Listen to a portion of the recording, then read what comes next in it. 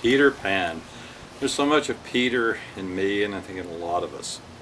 I want to invite you to come see the alums presentation of Peter Pan. They're going to do this December 22nd and 23rd here at CFS. We've done Peter Pan throughout the years. It's been one of my favorites. One of the things that I'd like to do with it is to present it. We did it some outside when we didn't have any kind of performing arts building. We did it on the bank outside the middle school.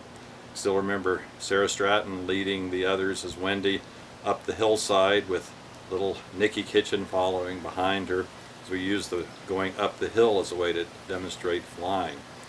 Remember the times in which we've had it in the center building, which we've used upper schoolers to carry the kids as they're flying, because that's a way we could get part of the magic.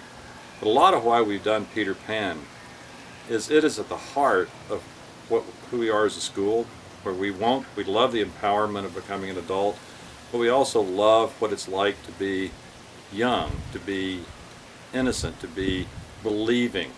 The sense that it isn't just playing a game, that you're living it when you're being Peter and the kids, when you are having your adventures in Wonderland, and Neverland, I mean. One of the things that we do with Peter is that we periodically just seem to it kind of evolves out of who we are. To have the alums choose to do it this time is great. I think that one of the times it's meant the most to me is when Chris Stanley wrote music for us, and we took the story of Peter Pan and had the magic of Miles Bonsignor as Captain Hook. We had the magic of all the different people who were in it just creating this wonderful thing. But then we also had what in James Barrie's story is at the end, Wendy grows up. Just like many of you, you've grown up.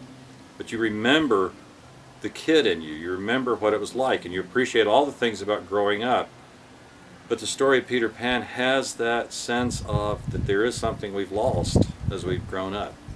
And so that song, there was rarely a dry eye in the theater when we played that song. Sometimes we could even get the Wendy who had been the Wendy at the last year in middle school to play the older Wendy when she was in high school as a senior, and then have a new Wendy coming along, and that was just extraordinary. It'll be around the winter solstice time. We have a new chant that we do for the winter solstice in the middle school now. Winter solstice, light is little, dark is mostest. So we ask you to come out at that time and see the alums bring back this bit of magic that means a lot to me, and I bet it can mean a lot to you.